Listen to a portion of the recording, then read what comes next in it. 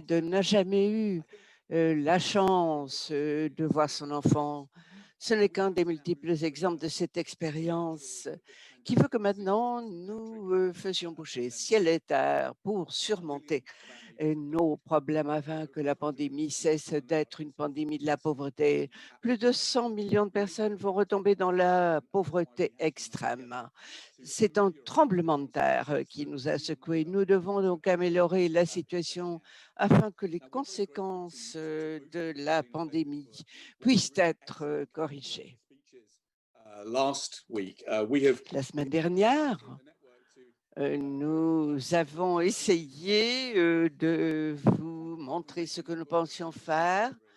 Nous sommes dans cette transition, une transition qui fait que nous pensions aussi à la relance, au redressement, savoir comment nous allons combattre l'augmentation de la technologie, du changement climatique. Un nouveau contrat social pourrait faire partie de la réponse. Cette déclaration de droit dans le cadre des objectifs de développement durable. Et cette semaine, nous allons commencer un débat pour voir comment nous allons mobiliser l'investissement privé au service de ces objectifs. Il y a une nouvelle échelle. Depuis un certain temps, nous sentons tous, je crois que nous sommes dans une époque de changement. Ce qui est devenu clair, c'est que nous sommes dans une ère changée surtout et nous devons trouver de nouvelles façons de travailler ensemble. La pandémie, la pauvreté ne s'arrêteront pas. Et Cristaline, c'est un plaisir que de vous donner la parole, ce que je vais faire immédiatement et ensuite nous entendrons David. Cristalina, vous avez la parole. Merci, Liam.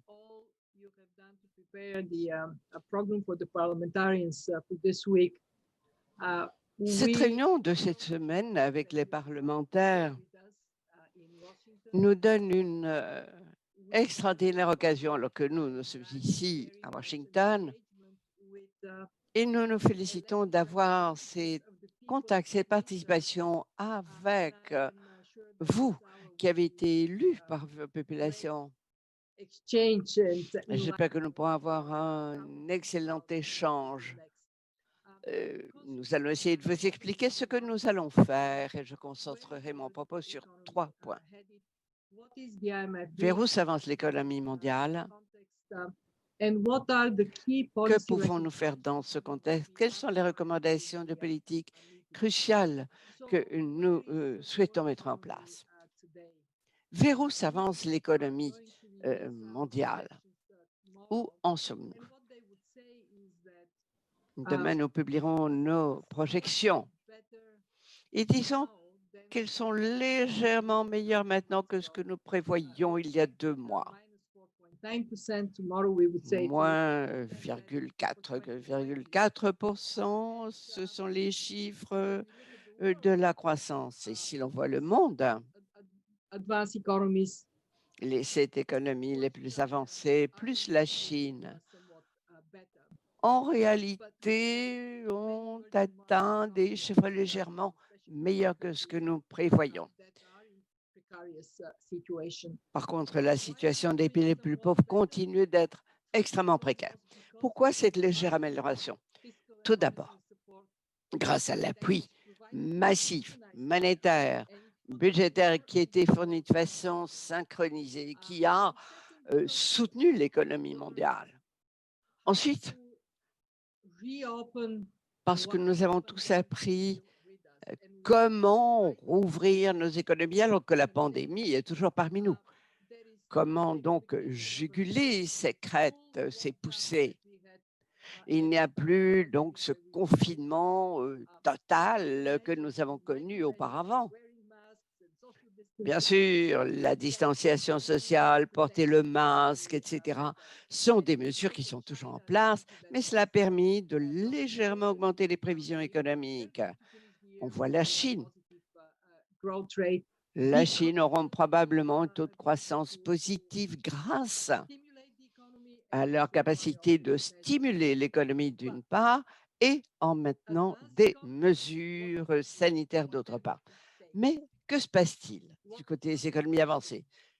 Qu'ont-elles fait? Eh bien, Elles ont fait le nécessaire, oui, mais surtout elles ont fait ce qui est possible, ce qui est beaucoup moins que ce que l'on pensait.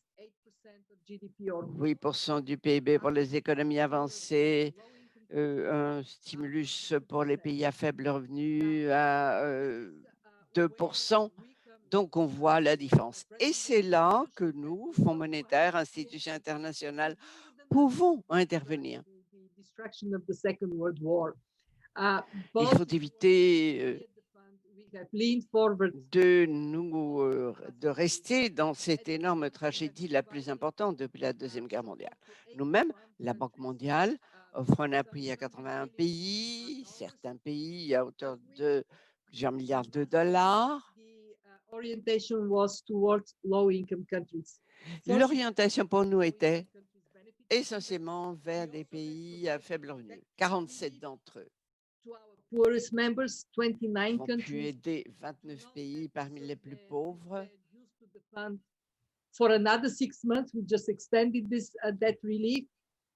Qui ont reçu une aide du fonds, aide qui a été prolongée de 6 mois. Cela a permis que les ressources qui leur sont précieuses puissent être réorientées vers les services sanitaires, les services de santé. Mais nous savons que la pauvreté augmente et c'est absolument tragique. Après des décennies où l'on a vu une tendance à la baisse pour ce qui est de la pauvreté, on voit cette poussée à nouveau. Ce qui m'amène à mon troisième propos. Que faudra-t-il faire à l'avenir au vu de cette crise? Nous avons formulé des recommandations de politique de façon claire. Tout d'abord, donner la priorité à la santé. La crise sanitaire est partout et donc nous devons prendre toutes les mesures possibles pour protéger la santé des populations. Si nous faisons cela, nous protégeons également leurs moyens de subsistance. Ensuite, est très important,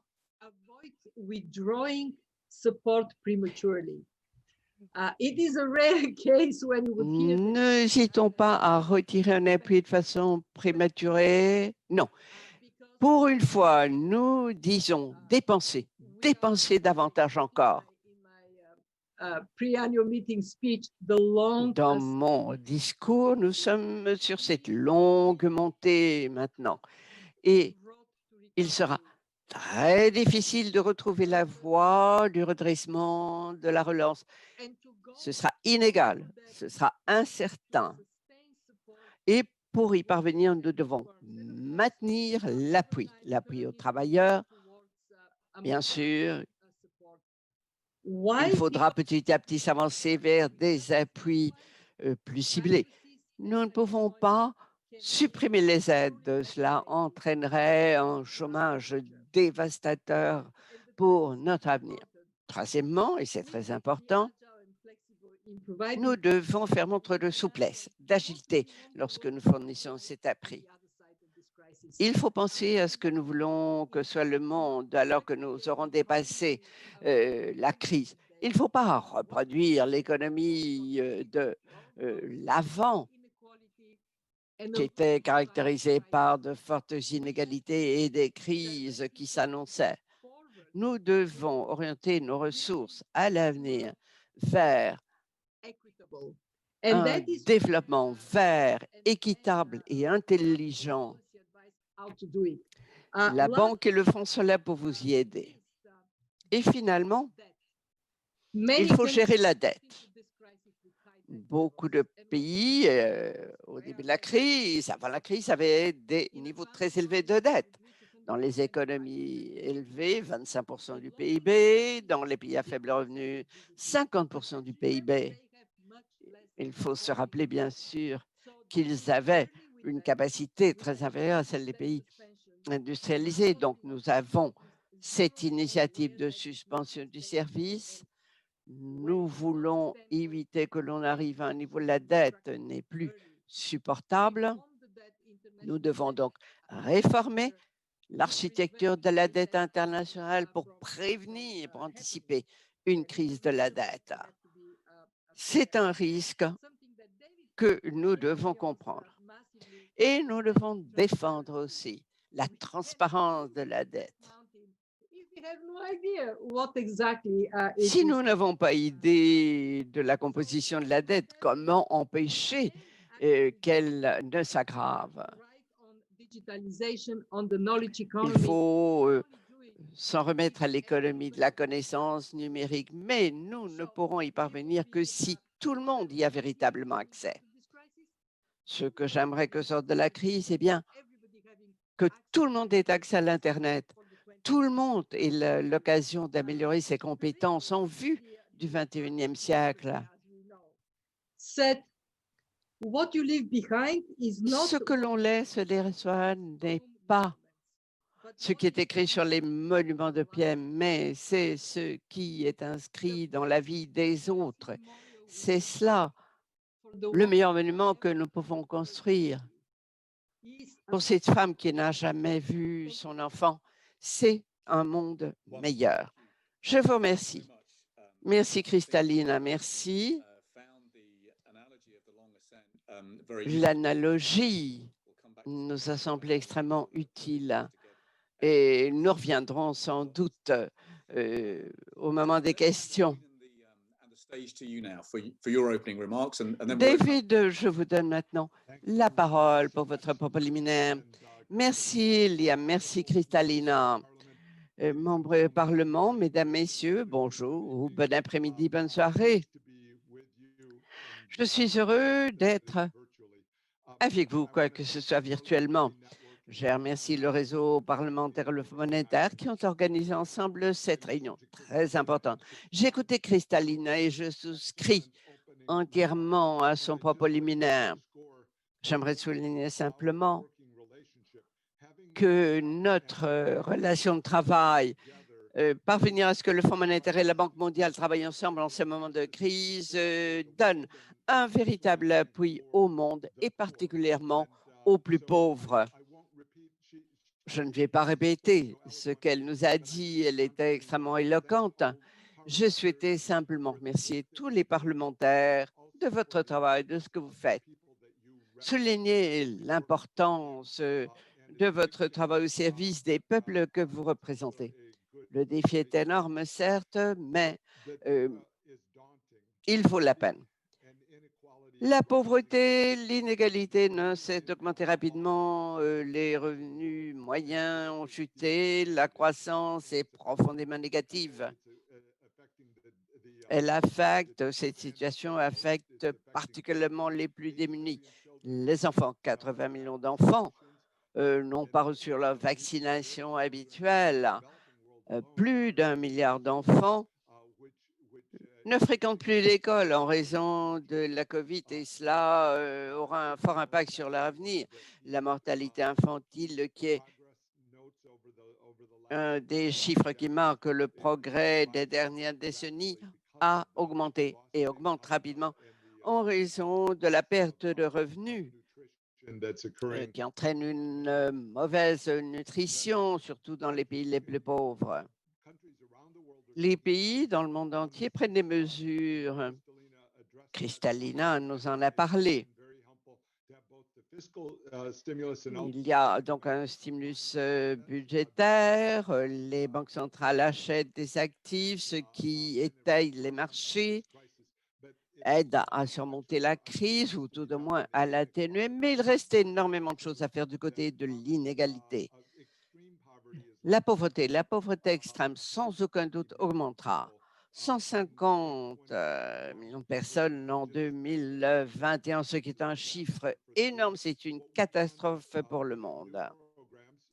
Nous avons mis en place de nouveaux programmes qui ont démarré au mois d'avril, au mois de mai, qui offrent une aide d'urgence en matière de fourniture médicale au vu de la pandémie.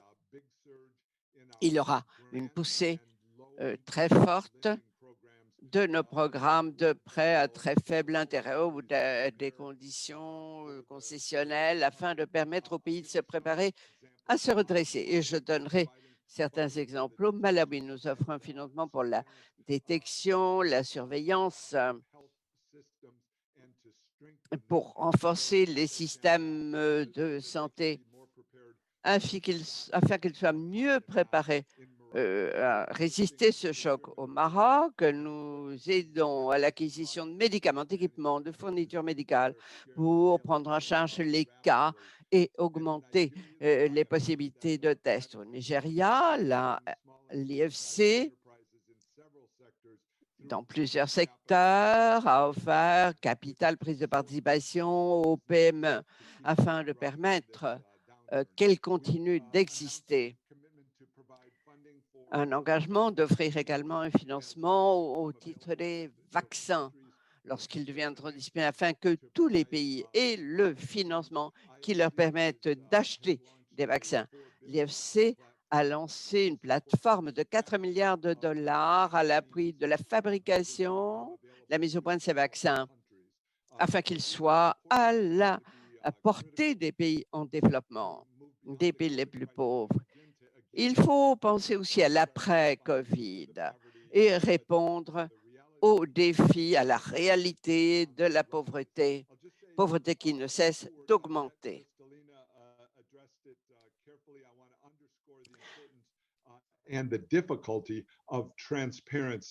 Christina en a parlé. Je voudrais souligner l'importance et la difficulté de faire preuve de transparence.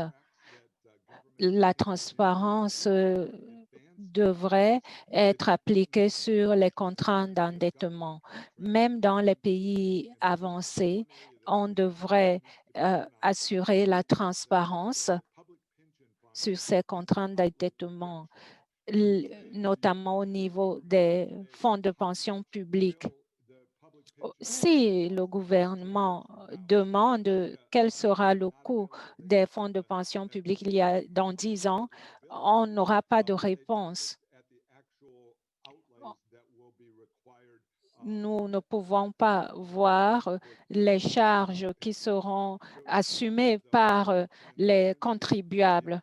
Donc, l'importance de la transparence, c'est qu'elle aide les pouvoirs publics à s'adapter et à faire les investissements les plus utiles.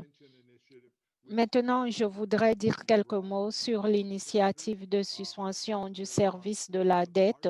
Nous avons insisté pour qu'elle soit élargie. Il y a encore des créanciers qui n'y participent pas. Cela veut dire que les plus pauvres des pays continuent à verser de l'argent aux créanciers les plus riches. Nous voulons en plus que cette initiative soit étendue jusqu'en 2021. Kristalina et moi avons fait une proposition au G20.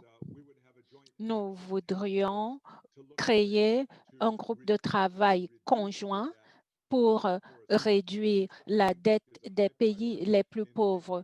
C'est l'une des plus grandes priorités pour la relance. Quand on réfléchit à ces difficultés, les priorités, c'est la santé, l'éducation et plus d'emplois pour les pays les plus pauvres. Nos bureaux à travers le monde s'y attellent. Nous travaillons activement sur le suivi des marchés du travail pendant cette pandémie afin d'évaluer en temps réel les pertes d'emploi et de déterminer les compétences qui seront nécessaires pour rétablir l'emploi à l'avenir. Je voudrais mettre l'accent sur une difficulté sur laquelle nous travaillons avec le FMI. Au Soudan, la Banque mondiale essaye d'appuyer l'apprentissage à domicile pour les écoles publiques. Nous formons les enseignants de ces écoles dans le domaine de l'apprentissage à distance. Avec le gouvernement, nous essayons d'augmenter le financement pour ce pays, mais c'est difficile. Nous espérons qu'il y aura plus de progrès au Soudan, mais aussi dans d'autres pays fragiles comme la Somalie, le Burkina Faso et tant d'autres qui sont confrontés à des difficultés. À Haïti, nous essayons d'assurer la continuité des programmes de cantine scolaire en livrant des rations sèches. Même comme les enfants ne vont pas à l'école, nous essayons de leur apporter à manger à la maison. Kristalina a parlé ce matin dans la rencontre ministérielle conjointe pour l'action climatique. La Banque mondiale reste le plus grand pourvoyeur de fonds multilatéral pour les programmes d'action climatique. Pendant mon mandat de président qui a pris fin en juin, nous avons eu la plus grande année de financement climatique de la Banque mondiale et nous comptons faire mieux à l'avenir. Cela est important pour le monde et pour le développement d'une économie résiliente. Vous êtes des partenaires très importants. Vous nous aidez à définir nos priorités de développement. Vous nous aidez aussi à mettre en œuvre des politiques probantes qui sont élaborées au prix de grands efforts. Vous nous aidez aussi à influer le plus sur nos résultats dans les pays. Je voudrais que les pays dans lesquels nous sommes présents obtiennent les meilleurs résultats avec notre partenariat avec les gouvernements et les parlementaires. Nous voulons que la situation des pays et de leurs enfants s'améliore de plus en plus. Je me réjouis d'avoir cette conversation afin de stimuler une reprise résiliente dans le monde. Merci, Kristalina et David. Merci, David, d'avoir parlé de la riposte au niveau de la banque et d'avoir parlé de l'ampleur de cette riposte. Maintenant, nous allons essayer d'ouvrir le débat. Nous avons un peu l'habitude. Je vais donc demander aux collègues de d'être prêts pour leurs questions, notamment Fadi Alamé. Voici une question qui s'adresse à vous deux. Le G20 se réunira en novembre. Il y a 10 ans, j'étais à Downing Street quand le G20 s'est déroulé à Londres sous Gordon Brown. Et il y a eu une réponse importante.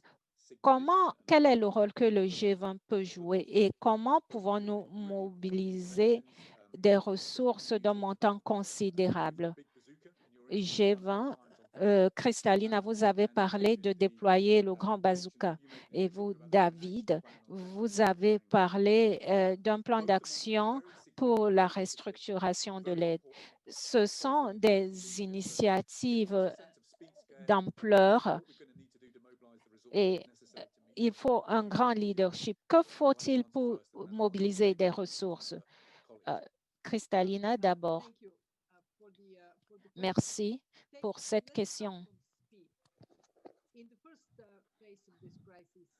Dans la première phase de la crise, la riposte a été phénoménale. Si vous comparez aux crises passées, la riposte et son suivi a eu la bonne ampleur et la bonne vitesse. Maintenant, la question est de savoir que faut-il faire ensuite.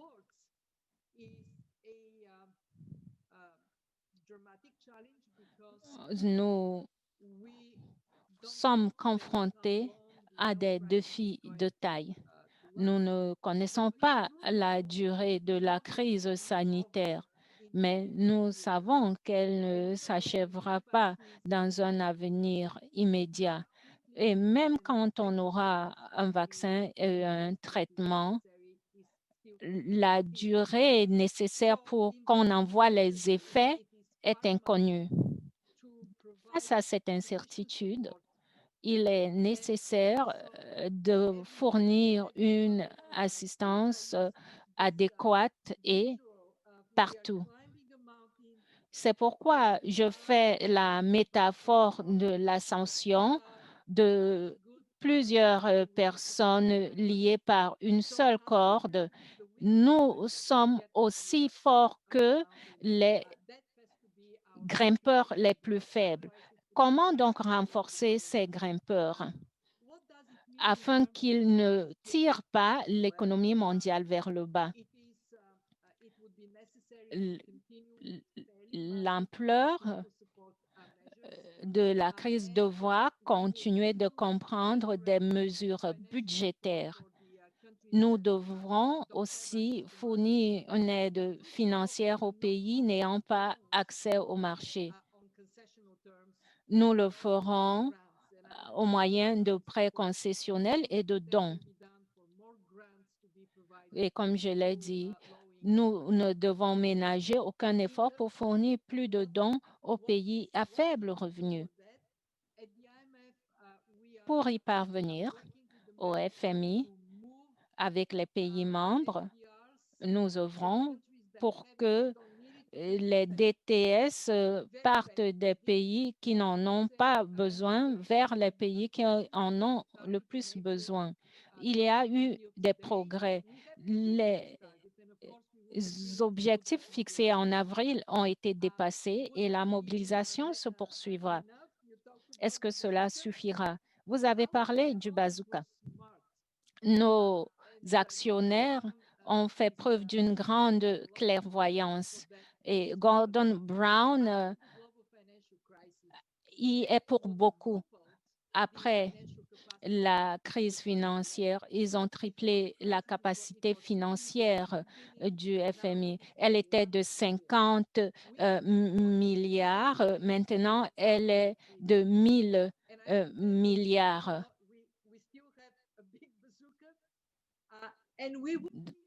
Nous avons donc un gros bazooka et nous allons suivre notre trajectoire pour déterminer s'il faut faire plus. Mais il y a une différence entre aujourd'hui et il y a 10 ans. Si aujourd'hui, nous pouvons travailler ensemble et nous disposons d'un bazooka encore plus grand, nous avons des accords financiers comme le mécanisme de stabilité européen. Ensemble, ces mécanismes peuvent représenter 1000 milliards de dollars et nous avons 1100 milliards de dollars de fonds accumulés. Donc, nous sommes plus forts que par le passé. Cependant, la réussite de nos efforts dépend de notre niveau de coordination et de l'attention que nous prêterons aux besoins de nos membres les plus pauvres. C'est pourquoi je nous invite à ne pas perdre de vue ce qui compte. Ce qui compte, c'est que nous achevions l'ascension et arrivions au sommet. Je crois que les gens aiment qu'on leur donne un coup de main et qu'on fasse preuve de créativité. Et nous saluons cela. David a disparu un instant. Désolé. Là, je suis de retour. Liam, pour compléter ce que Cristaline a dit, je vais retourner à cette analogie de l'ascension. Nous voulons avoir un point de mire. Je vais continuer à parler et essayer d'utiliser une autre caméra. Un instant.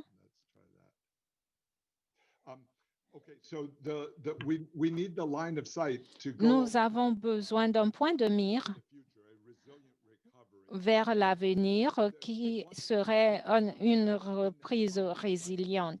L'un des obstacles dans notre point de mire, c'est le montant de la dette des pays pauvres. Nous pouvons réduire cette dette et les taux d'intérêt qui augmentent sans cesse. C'est un fardeau qui empêche les pays pauvres de voir le bout du tunnel. Donc, concernant les outils, d'après de nouvelles données, cette dette se lève à 744 milliards de dollars, 60% est dû à la Chine. Ça, c'est de la dette bilatérale. Cela crée un défi titanesque pour la communauté mondiale. Nous devons approfondir le moratoire sur la dette pour ces pays. C'est l'une des plus grandes sources potentielles d'épargne et de flux de trésorerie. Ils continuent de payer la dette et je relie cela au problème d'inégalité dans le monde. Pour sortir de cette situation, les dirigeants des pays les plus pauvres doivent éviter de faire ces paiements considérables. Je voudrais évoquer deux autres aspects. Le monde dans lequel nous entrons sera certainement, vous pouvez compter là-dessus, différent du monde pré-COVID. Le monde en développement a besoin de changements, a besoin d'être à la hauteur de ces changements. Il faut que les biens actuels soient réorientés. Il faut soit un processus de faillite ou de résolution de la situation d'endettement. Les compétences doivent être redéployées dans une nouvelle économie.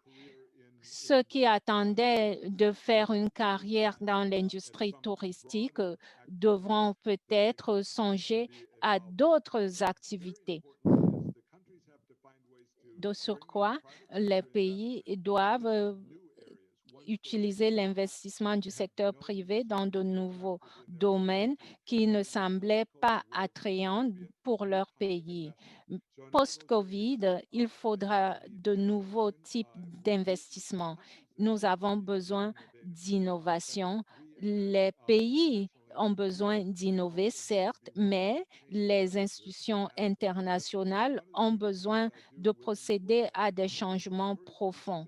À la Banque mondiale, j'essaie d'encourager à sortir de l'inertie. Dans tous les départements, j'invite mes collaborateurs à réfléchir d'une nouvelle manière, que ce soit dans la préparation des rapports, la conception des programmes ou l'établissement de relations avec les pays. Pour finir, je voudrais parler de l'importance de la clarté et de la transparence des données. On l'a dit, mais je le redis. Beaucoup d'acteurs de la scène internationale veulent euh, dissimuler les données parce que cela leur permet de se maintenir à leur poste de haut niveau. Mais nous devons accroître la transparence pour améliorer la prise de décision. Au forum des parlementaires, nous constatons que les gens s'accrochent aux ODD et à l'accord de Paris alors que le monde a beaucoup changé. Permettez-moi de réagir.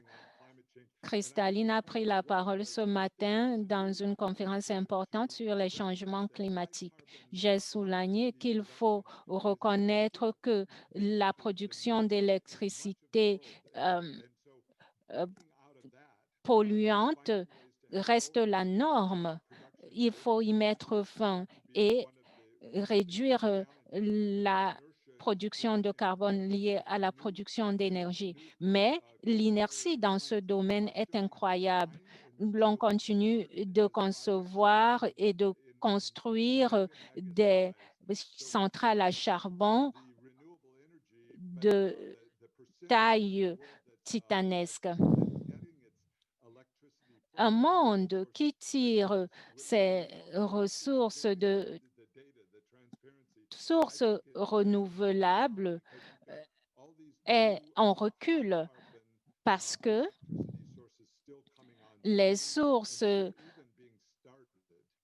polluantes continuent d'apparaître à une vitesse rapide.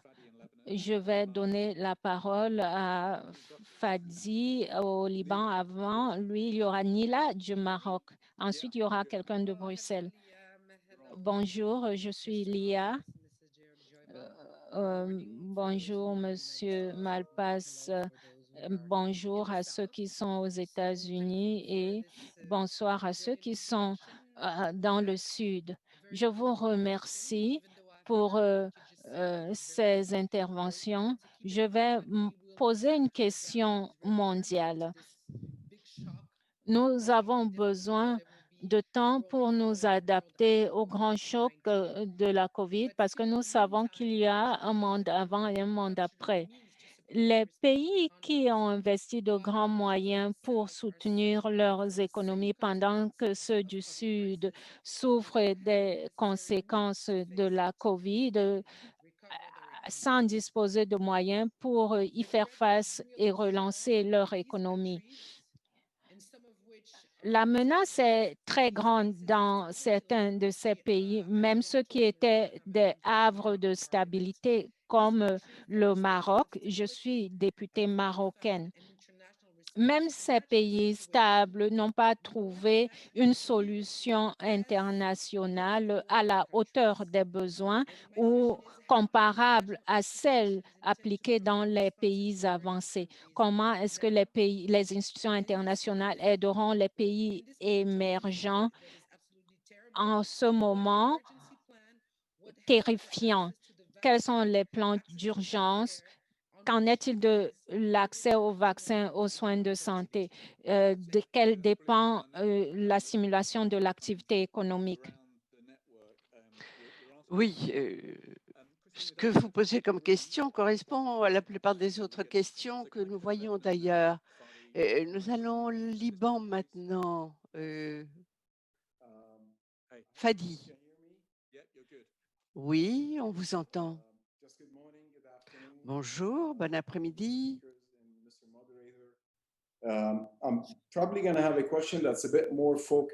J'aimerais poser une question qui est peut-être plus ciblée à propos de la résilience du système de santé.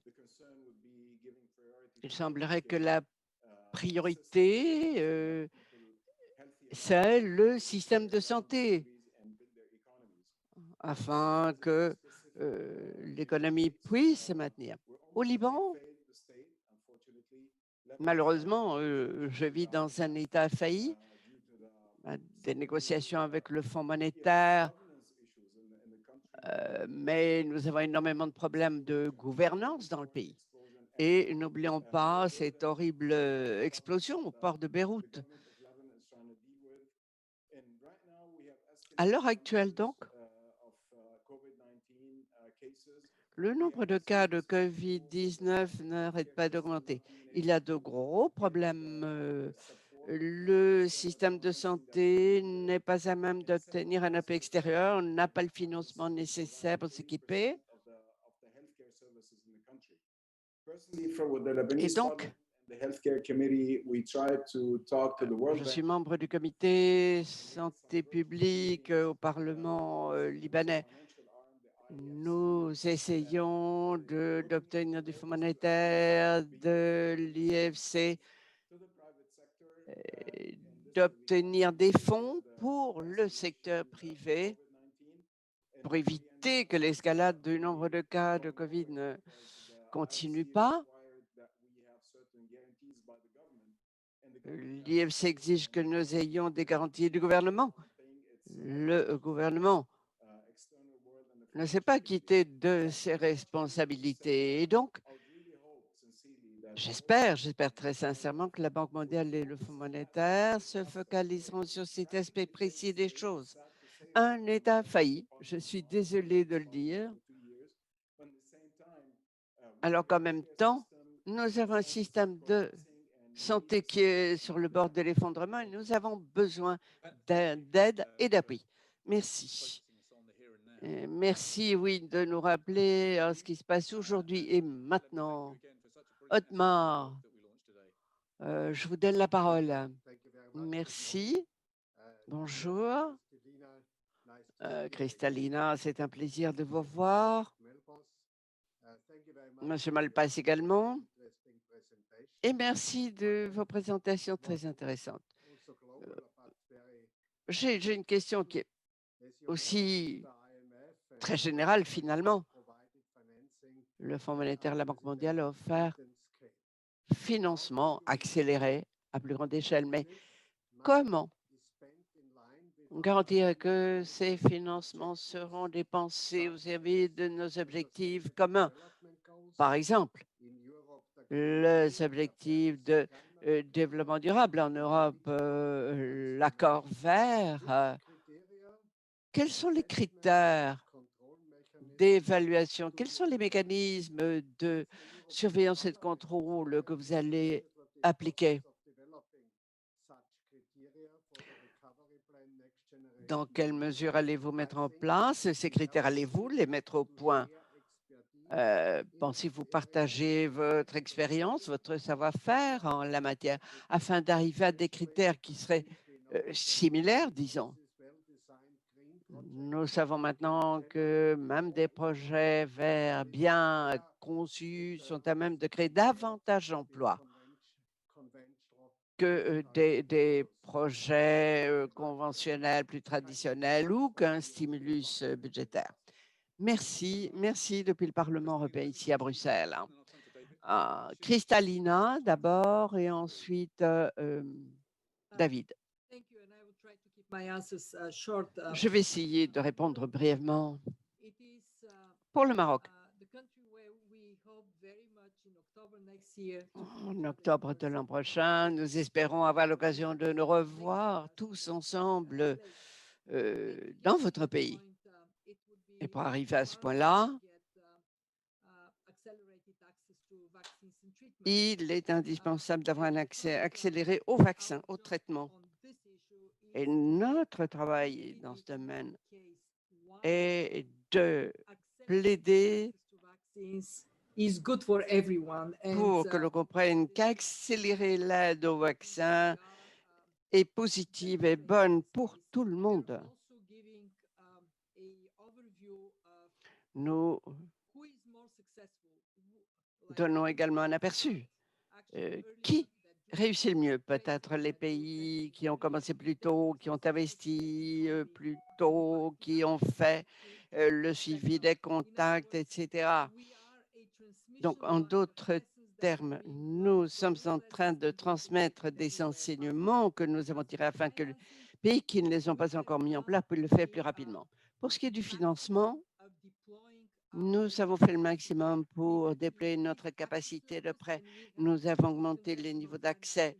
Nous avons triplé les financements concessionnels. Le Maroc, d'ailleurs, est un des pays qui a accès à ces financements du Fonds monétaire. Mais il faut dire aussi clairement qu'il s'agit de prêts, même s'ils sont concessionnels. Et donc, dans la crise actuelle, il est extrêmement important d'accélérer les dons, de réduire la dette là où elle n'est pas viable. Le secteur privé, cela va de soi, participe à la solution. Enfin, pour conclure ma réponse, COVAX est maintenant en place et l'Alliance pour offrir le vaccin. De plus en plus de pays rejoignent ce partenariat et la Banque mondiale, d'ailleurs, s'en occupe également. Pour ce qui est de la question du Liban, je dois vous le dire et je le répète d'ailleurs, je me sens le cœur brisé de voir un pays peuplé de gens intelligents, dynamiques, qui a montré tellement de générosité vis-à-vis des Syriens, des Palestiniens. Vous retrouvez dans une situation aussi précaire et en détérioration, et ensuite frappé par cette tragédie au port de Beyrouth. Le Fonds monétaire sait ce qu'il faut faire, nous en avons parlé avec nos partenaires libanais lorsqu'il y avait un gouvernement. Nous savons ce qu'il faut faire. Il faut simplement que nous trouvions un partenaire avec lequel le faire. Du point de vue du Fonds monétaire, nous ne pouvons rien faire en l'absence de ce partenaire. Nous espérons simplement qu'il y aura un ancrage au Liban, un gouvernement avec lequel nous pourrons travailler. Faute de quoi, les seules ressources sur lesquelles pourra compter le pays sera l'aide humanitaire, qui d'ailleurs a été fournie au Liban en ces moments très difficiles. Mais ce n'est pas la solution. Ça, c'est mettre un sparadrap sur la blessure, ce n'est pas guérir la blessure. Et nous voulons pouvoir guérir le malaise et donner une nouvelle vie à l'économie libanaise. Que faisons-nous pour veiller à ce que les dépenses soient faites dans l'optique appropriée? Eh bien, au début, nous sommes concentrés sur deux choses essentiellement. Jeter une ligne de sauvetage pour payer les médecins, les infirmières, le personnel soignant, protéger les plus vulnérables, les plus vulnérables dans le cadre de l'économie. Ensuite, nous avons demandé responsabilisation. Nous avons demandé montrez-nous les factures, les reçus, les paiements. Pour ce qui est de l'avenir, nous pensons à des programmes de plus long terme. Nous pensons maintenant à appuyer la transformation structurelle dans les pays. Ce que nous voulons, c'est que l'on puisse démontrer que l'économie se transforme vers une économie à plus haute productivité, une économie intelligente. Investir dans la population, prévention sociale, éducation, infrastructure numérique, investir dans la capacité de relever la productivité des travailleurs et le faire grâce et dans le cadre d'une gouvernance aussi bonne que possible. Donc, nous modulons maintenant notre travail en matière de programme et de surveillance pour que nous puissions véritablement grimper et parvenir au sommet de la montagne, arriver, être dans la bonne direction et sur le bon chemin. I can only add, it's hard to Ajouter quelques mots, même il est difficile de venir après Kristalina. Nous avons proposé au Conseil de fournir 12 milliards de dollars au pays pour l'achat de vaccins et de médicaments et soutenir les systèmes de santé qui fourniront les vaccins. Le but, c'est que une grande partie de la communauté internationale dispose de ressources pour l'achat de vaccins. Toujours pour faire face à ce manque de ressources, nous avons essayé de surmonter un précipice, ce que nous appelons le précipice IDA. Le but, c'est de faire en sorte que les pays disposent de plus de ressources que dans 12 mois. Mais cela signifie que ces ressources seront limitées dans les prochaines années. Mais ce n'est pas un problème si nous avons une reprise en V. Mais comme l'a dit Kristalina, le PIB mondial pourrait rester faible pendant longtemps.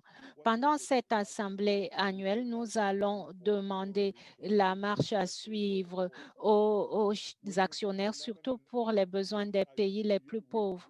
Concernant le Liban, Nous avons évalué rapidement les dégâts avec les Nations unies. Cela a été très utile. Nous avons ainsi pu déterminer les conséquences de l'explosion et de ses suites. Comme l'a dit Kristalina, il est difficile de travailler sans un partenaire fort. Nous avons bénéficié du partenariat de la France et des Nations unies. Le Liban est un pays qui a beaucoup contribué à l'histoire du monde grâce à ses talents, ses ressources et à sa situation géographique. Nous travaillons sans relâche pour réunir des partenaires au Liban. Enfin,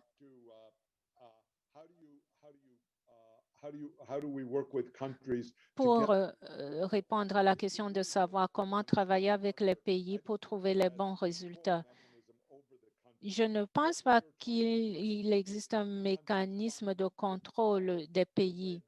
Nous voulons aider les pays à trouver eux-mêmes les solutions les meilleures pour leur population. Parfois, les intérêts particuliers sont un obstacle. Nous essayons de faire en sorte que les pays surmontent ces obstacles. Comme l'a dit Kristalina, nous demandons de dépenser, mais de garder les traces de ces dépenses. Nous voulons que les gouvernements mettent en place des programmes, si nécessaire avec notre aide, des programmes qui profitent aux populations et non aux intérêts particuliers. Pour conclure, je parlerai des changements climatiques. Pour illustrer cet argument, nous essayons d'aider les pays à réduire les subventions. Beaucoup d'entre eux consacrent beaucoup de fonds à des activités polluantes dans le secteur agricole et le secteur énergétique. Nous essayons de faire en sorte que cela s'arrête, mais c'est difficile. Nous voulons qu'ils adoptent des ressources moins polluantes. En Chine, nous avons réorienté notre programme vers la réduction du carbone et l'augmentation des biens publics mondiaux ainsi que la réduction des plastiques. C'est l'un de nos plus grands programmes qui profite au reste du monde. Voilà l'orientation de nos programmes. Merci beaucoup. Nous avons une course contre la montre, mais nous avons donné la parole à l'Afrique. Maroussi du Togo, très rapidement.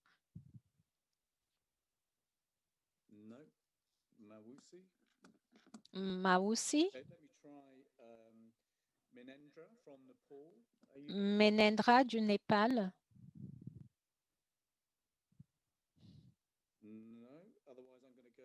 Non. Ziad au Canada.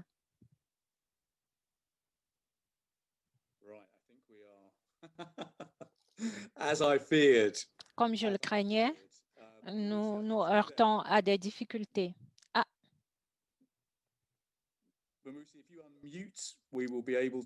Mamoussi, je vous vois. Si vous pouvez allumer votre micro, nous pourrons entendre votre question. Monsieur Maoussi, veuillez allumer votre micro. This is myself. This is Ziad from Canada. Fire away, sir. Ça, c'est Ziad du Canada. Monsieur le Président, j'ai plutôt quelques questions techniques. Je remercie, félicite Madame Kristalina et Monsieur Malpass pour les développements qu'ils ont eus. Nous voyons que la tâche sera très rude et les pays sous-développés, enfin en développement, auront besoin de beaucoup d'appui de la part des deux institutions pour bien concevoir et mettre en œuvre leur politique pour l'avenir, étant donné que, comme Mme Cristalina l'a dit, la pandémie ne prendra pas fin dans le court terme. Alors, c'est à cet égard que j'avais souhaité savoir si les montants de ressources que Mme Cristalina avait déjà indiqués, si on a déjà fait une prévision pour leur utilisation dans les moyens termes, dans 2-3 ans, et leur destination, surtout la part qui serait consacrée aux pays en développement. Au-delà de ça, qu'est-ce qu'il est possible de faire très rapidement pour donner, parce que Madame Cristalina, vous avez dit qu'il faut dépenser, dépenser, dépenser, mais les besoins sont énormes dans presque tous les domaines en rapport avec le Covid. Mais on a tendance à penser qu'il faut mettre beaucoup d'argent dans la santé, dans l'éducation, dans la protection sociale. J'aurais bien voulu voir si il y a des indications pour le profil. Mawusi, sorry, can I just cut you off there, just because I think we're into our last couple of minutes. Permettez-moi de vous interrompre, car il ne nous reste qu'environ 2 minutes, mais cela donne une idée de votre question à Cristalina, qui va y répondre. OK, merci. Cristalina. Well, very quickly. Très rapidement. Nous voulons que l'économie soit résiliente. It is not quite there yet. Et nous ne sommes pas encore arrivés à cet objectif. Donc, si nous voulons que l'économie s'avance vers la résilience, cela veut dire résilience des êtres humains. Comment l'être humain devient-il plus résilient? Eh bien, il faut qu'ils aient des compétences et qu'ils aient une protection en cas de choc.